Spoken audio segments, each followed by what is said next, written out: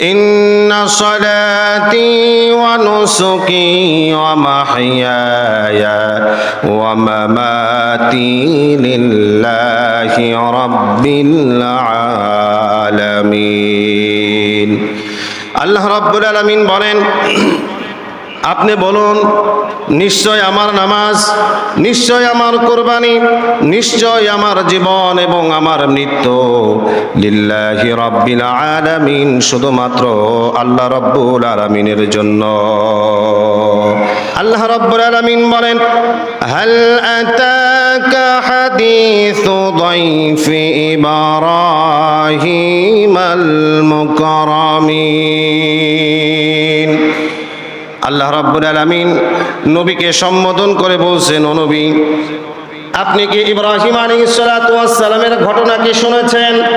আল্লাহ তাআলা বলতেছেন, হাল দ্বারা বোঝানো হয়েছে প্রশ্নবোধক, অর্থাৎ নবীকে সম্বোধন করে আল্লাহ তাআলা জানাতে চাচ্ছে ওহীর মাধ্যমে, হে নবী, আপনি তো জানেন না ইব্রাহিম আলাইহিস সালামের কাছে 3 জন মেহমান এসেছিল, এই ঘটনা তো আপনি জানেন না। এই কথাটাই আল্লাহ তাআলা পয়গম্বরকে শোনাচ্ছেন ওহীর মাধ্যমে। আল্লাহ তাআলা বলেন, হাল আতাকা হাদিসু দাইফি ইব্রাহিমাল মুকরামিন। ইব্রাহিম আলাইহিস সালাতু ওয়াস সালামের কাছে যে 3 জন সম্মানিত মেহমান এসেছিল, আপনি কি সেই ঘটনা জানেন? আল্লাহ তাআলা বলেন, ইয দাখালু আলাইহি ফাকালু সালামা। ইব্রাহিম আলাইহিস সালামের নিকট 3 জন সুন্দর সুদর্শন পুরুষ রূপে, তাদের চেহারায় ছিল আল্লাহর ভয় ভীতি, এমন সুন্দর 3 জন যুবক পয়গম্বর ইব্রাহিম আলাইহিস সালামের দরজার সামনে সম্মুখীন হয়ে গেছে। বাহির থেকে নক করা হয়েছে। ইব্রাহিম আলাইহিস সালাম তিনি দরজা খোলা মাত্রই এই 3 জন যুবক সালাম বিনিময় করলেন।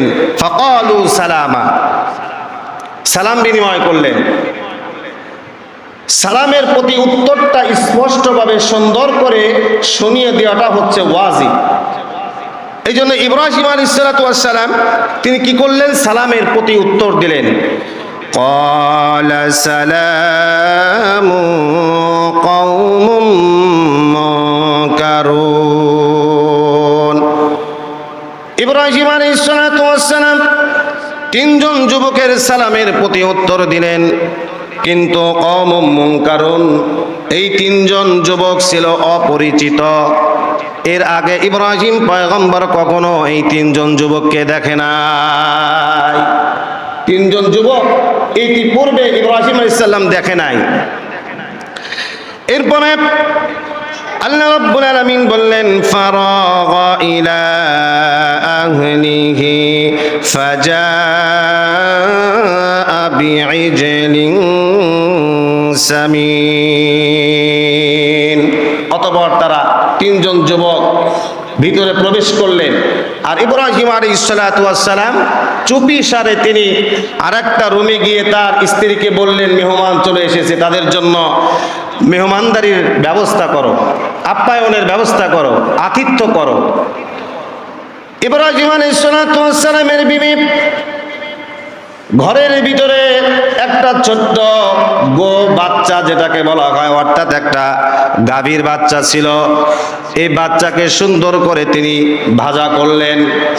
ভাজা করার পরে ইব্রাহিম আলাইহিস সালাম সেই 3 জন যুবকের সামনে মেহমানদারি করার জন্য এই যুবকদের সামনে খাবারগুলো উপস্থাপনা করা হলো। কিন্তু ইব্রাহিম আলাইহিস সালাম তিনি দেখতে পেলেন, ফাকাররাবাহু ইলাইহিম ক্বালা আলা তাকুলুন। ইব্রাহিম আলাইহিস সালাম তিনি দেখলেন এই 3 জন যুবক খাবারের প্রতি তাদের হাত অগ্রসর হচ্ছে না, অর্থাৎ খাবারের জন্য হাত বাড়াইতেছে না, খাবার খায় না, তারা চুপ করে বসে রয়েছে আর খাবারের দিকে তারা তাকায় আছে। ইব্রাহিম আলাইহিস সালাম তাদেরকে বললেন, আপনি আতিথ্য গ্রহণ করুন, মেহমানদারিতা করেছি, আপনি গ্রহণ করুন, কিন্তু তারা খায় না, হাতও অগ্রসর করে না। পয়গম্বর ইব্রাহিম আলাইহিস সালাতু ওয়াস সালামের ভাষায় আল্লাহ তাআলা বলেন ফাআউজাসা মিনহুম খীফা। পয়গম্বর ইব্রাহিম আলাইহিস সালাতু ওয়াস সালাম তিনি ভয় পেয়ে গেলেন, কি ব্যাপার? তারা খাবারও গ্রহণ করে না, আবার কিছু বলে না, শুধু খাবারের দিকে তাকায়া থাকে। এই লোকগুলো কারা? ভয় পেয়ে গেল।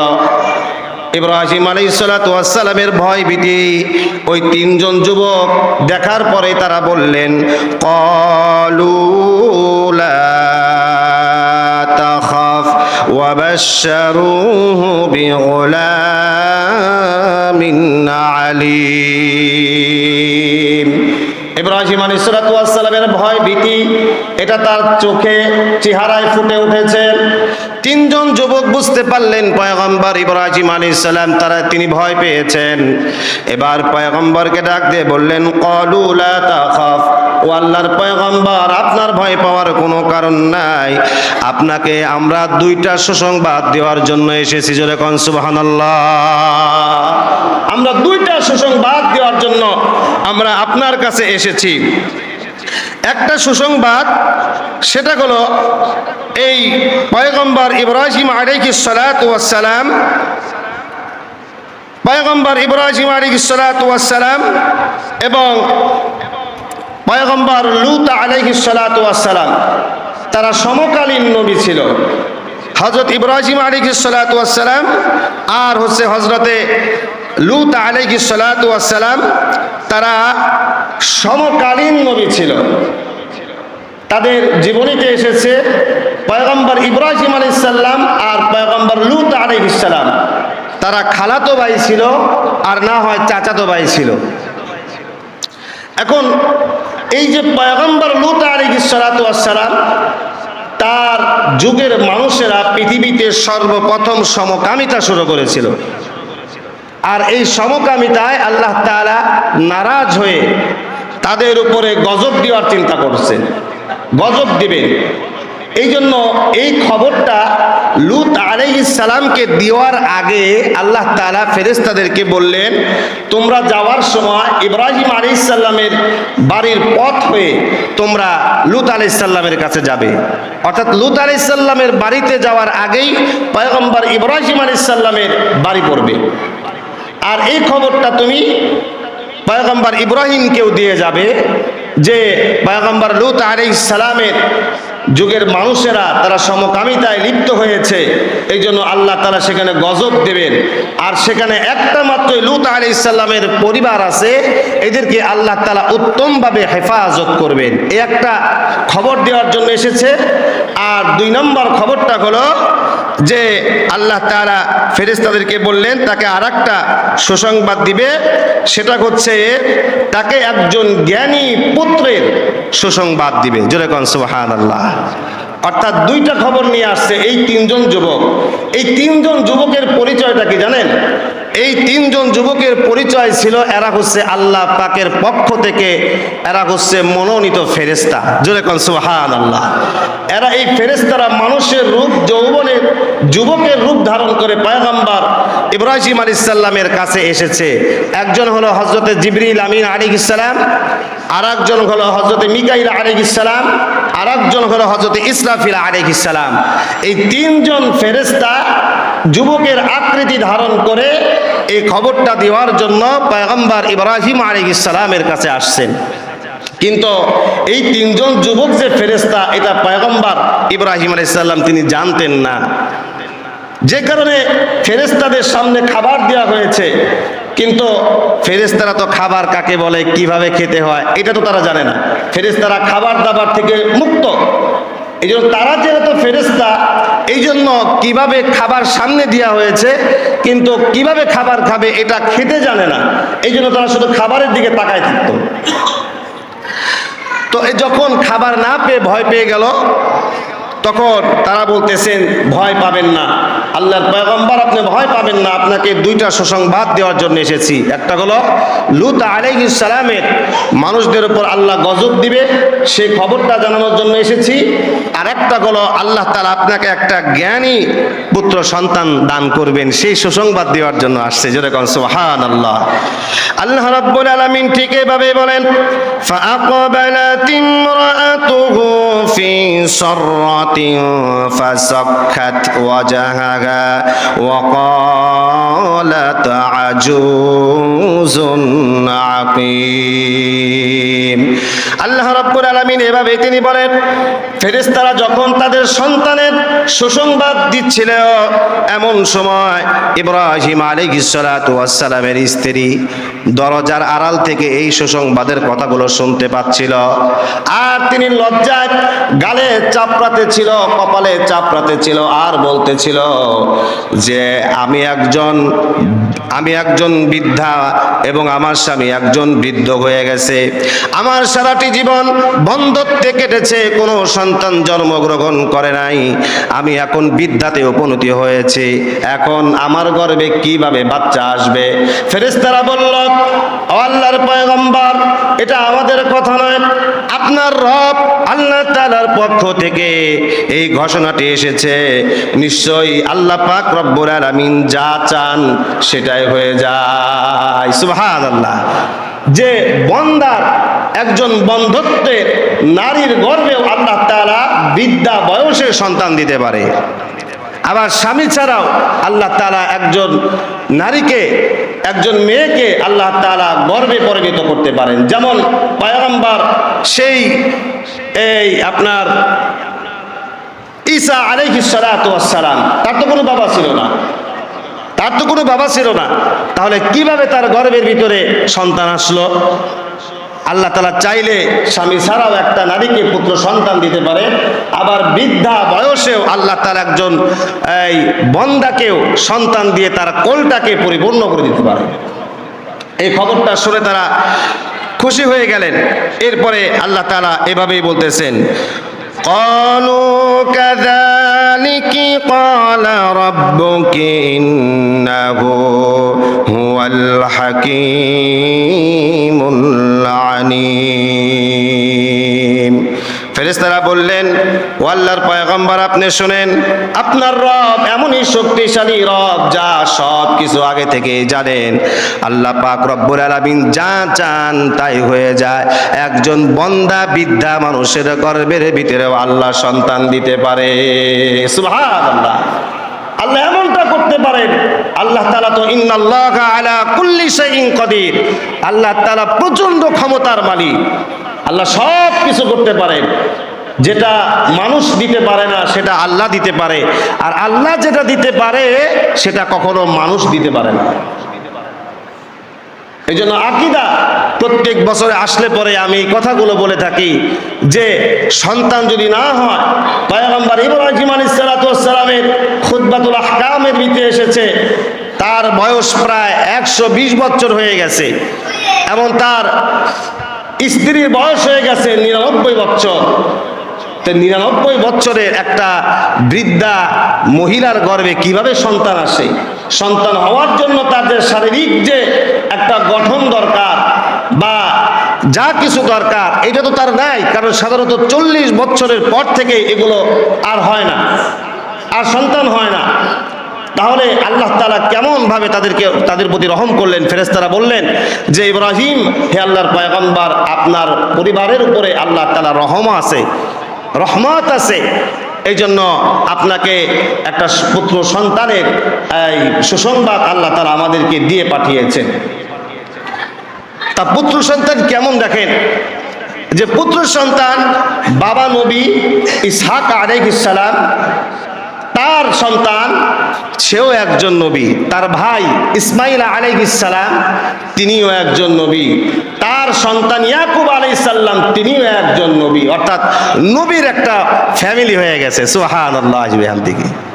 তাহলে দেখেন, এই যে ইব্রাহিম আলাইহিস সালাতু ওয়াস সালামের সেই সাধনার ফসলটা কি, যে কথাটা সূরা সাফফাতের ভিতরে আল্লাহ তাআলা এইভাবে বর্ণনা করেছেন। ইব্রাহিম আলাইহিস সালাতু ওয়াস সালাম দীর্ঘ 80 থেকে 82 বছর পর্যন্ত আল্লাহ তাআলার কাছে দোয়া করেছিল, রব্বি হাবলি মিনাস সালিহিন। আল্লাহ তাআলার কাছে সারাটি জীবন ভর তিনি দোয়া করেছিলেন, ও আল্লাহ আপনি আমাকে একটা নেককার সন্তান দান করেন, ও আল্লাহ আপনি আমাকে একটা ধৈর্যশীল সন্তান আপনি আমাকে দান করেন।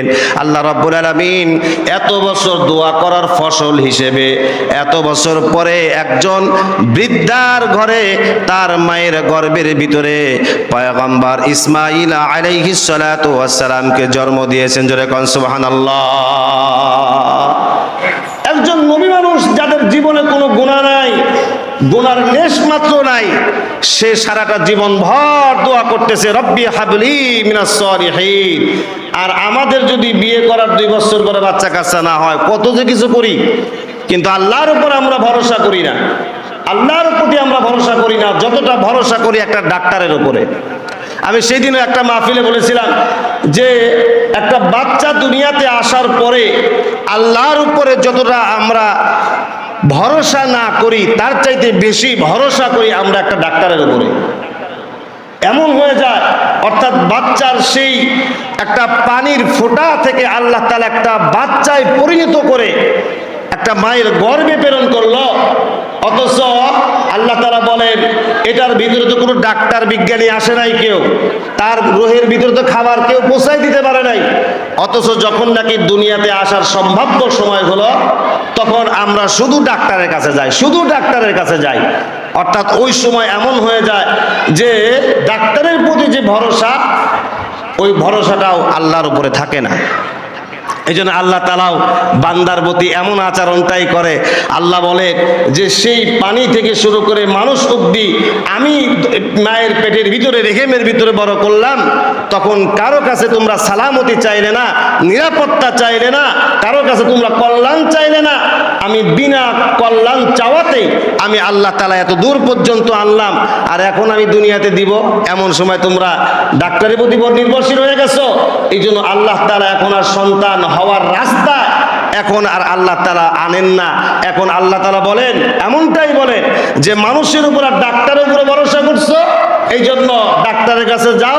এখন যে রাস্তায় সন্তান আসে, এই রাস্তা বাদ দিয়ে এখন ভালো পেট কাইটা সন্তান বের করতে হবে। সারা জীবনের জন্য পঙ্গুত্ব হয়ে যায়।